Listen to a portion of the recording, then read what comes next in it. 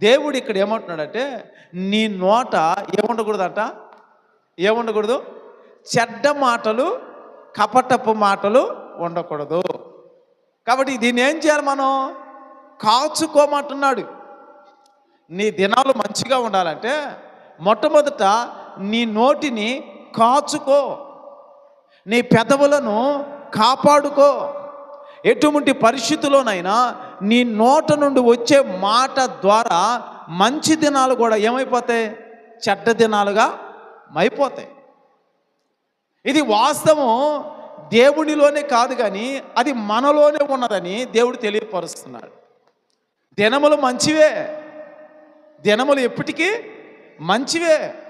మనం అనుకుంటాం కదా, 2025లో బాగున్నాం, 2026 పెట్టింది ఏమంత మంచిగా లేనట్టున్నాయి అని ఒకవేళ మనం అనుకుంటున్నాం. కానీ దినములన్నీ మంచివే.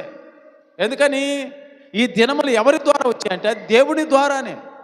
గత రాత్రి ఒక కుమార్తె ఫోన్ చేసి అంటది, పాస్టర్ గారు దేవుడు ఒక వాగ్దానం నాకు ఇచ్చాడు, ఆ వాగ్దానము నీకు వినిపిస్తాను, విని ఆ వాగ్దానము ఏమిటో నాకు తెలియట్లేదు చెప్పు అని అంటే, సరే చదువు నాన్న.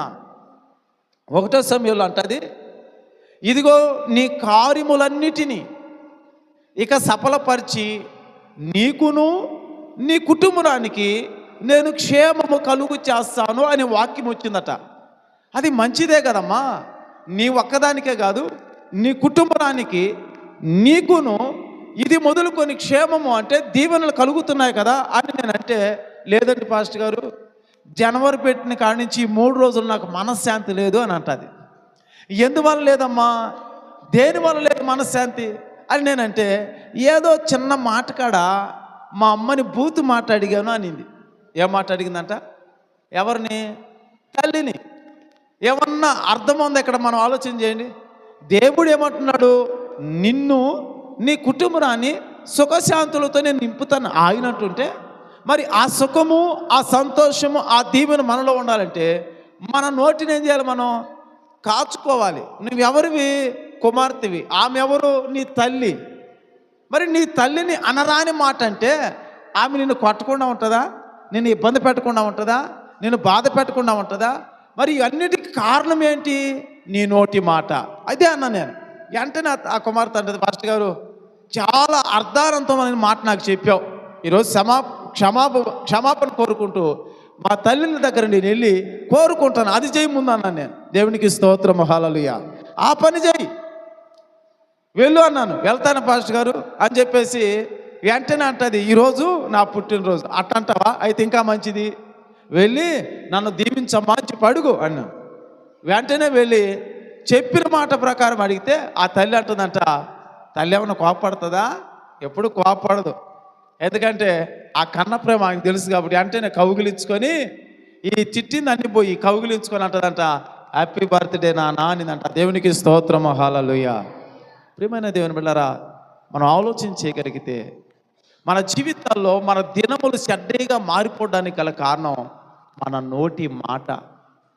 నోటి మాట ద్వారా అన్ని ప్రాబ్లం వచ్చేస్తాయి, ఇబ్బందులు వస్తాయి, కష్టాలు వస్తాయి. ఎందుకంటే దెబ్బైనా మాసిపోద్దంటే కానీ చెప్పండి, మాట మాసిపోదు, అది మళ్ళీ మళ్ళీ మళ్ళీ గుర్తుకొస్తూనే ఉంటుందట.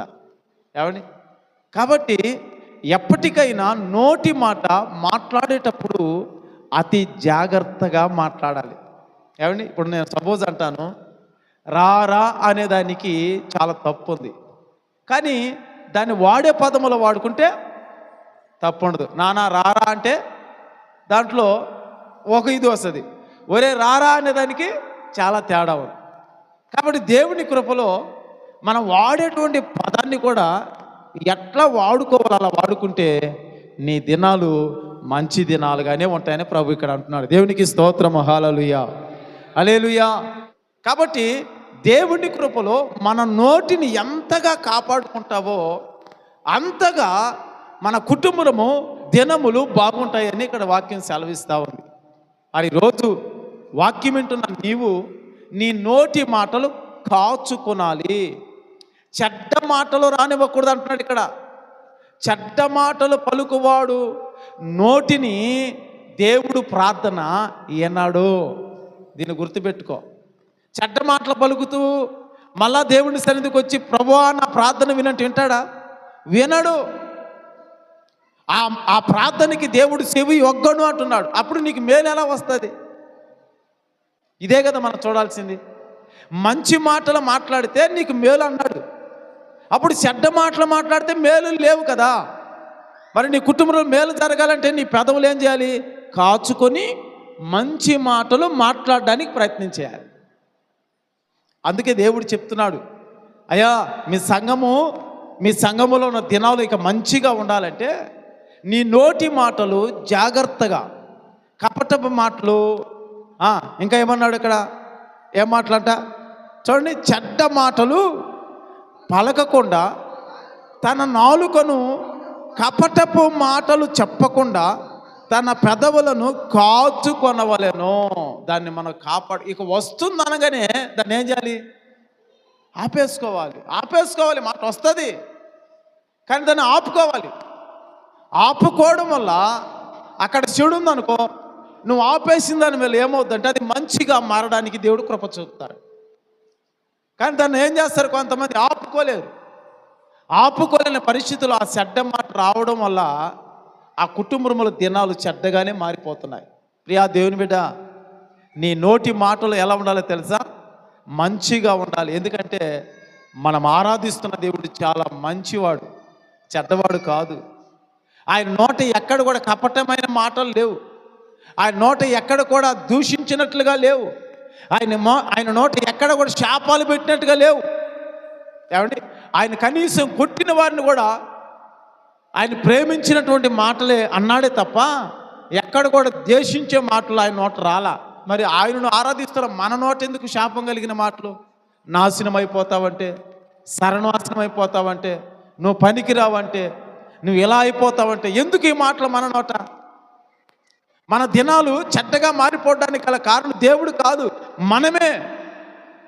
మన నోటి మాటలే మన చెడ్డ దినాలుగా మారిపోతున్నాయి. కుటుంబము ఆ దినాలని ఇంకా కష్టాలే. కారణం ఏంటి? మన నోటి మాట కాచుకోవడం, చెడ్డ మాటలు రాకుండా మనం చూసుకోవడం. దేవునికి స్తోత్రం, హల్లెలూయా. ఈ 2026 మొదటి ఆదివారమే నీతో దేవుడు ఏమంటున్నాడు తెలుసా? ఈ సంవత్సరం అంతా నీ దినములు బాగుండాలంటే ఈ రోజు నుంచి నీ నోట మంచి మాటలు వచ్చేటట్లుగా కాపాడుకో నీ నోటిని. ఏమండి? కాపాడుకో. ఒక ఊరికి వెళ్ళి ఒక ఊరిని మనం ఈ ఊరు మంచిదా అని అంటే వాళ్ళు అంటారు మొట్టమొదట నీ నోరు మంచిదైతే ఊరు కూడా మంచిదే. కాబట్టి మన నోటి మాటలు జాగ్రత్తగా చూసుకోవాలని ఇక్కడ దేవుడైనటువంటి యెహోవా అపొస్తలుడైన పౌలు ద్వారా ఆ సంఘముతో అంటున్నాడు. మరొక మాట కూడా జ్ఞాపకం చేసుకుందాం. సామెతల గ్రంథము 18వ అధ్యాయం 21వ వచనంలో కూడా ఒక మాట చూస్తే, సొలొమోను అయినటువంటి జ్ఞాని అయిన సొలొమోను ఒక మాట అంటున్నాడు చూడండి. ఏందంట?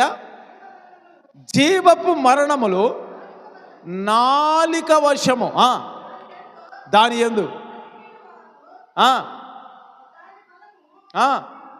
చూడండి, ఈ నాలుక జీవ మరణములు ఈ నాలుక మీదే ఉన్నాయి.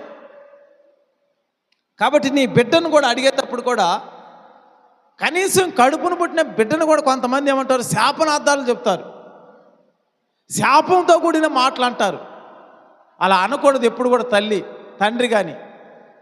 ఆ శాపపు మాటలు మనం కాపాడుకోవాలి. ఎందుకని నీ నోటి మాట ద్వారా నీ బిడ్డకు నువ్వే శాపాన్ని తీసుకొస్తున్నావు. ఆలోచన చేసుకో. నీ నోటి మాటే నీ బిడ్డకి శాపం. వాళ్ళు ఏం బాగా అంటారు కదా, నువ్వు సర్వనాశనం అయిపోతా అనేవాళ్ళు లేకున్నారా? ఉన్నారు. కానీ ఎవరిని అంటున్నావు నువ్వు? నీ బిడ్డనే, నీ కన్న బిడ్డనే కదా, నీ ఇంట్లో బిడ్డనే కదా. మరి నీ బిడ్డను నువ్వు అడిగి అతను ఒకవేళ బాధపడుతున్నప్పుడు మళ్ళీ బాధపడేది ఎవరు? ఇప్పుడు చెడ్డ దినాలు ఎక్కడి నుంచి వచ్చాయి?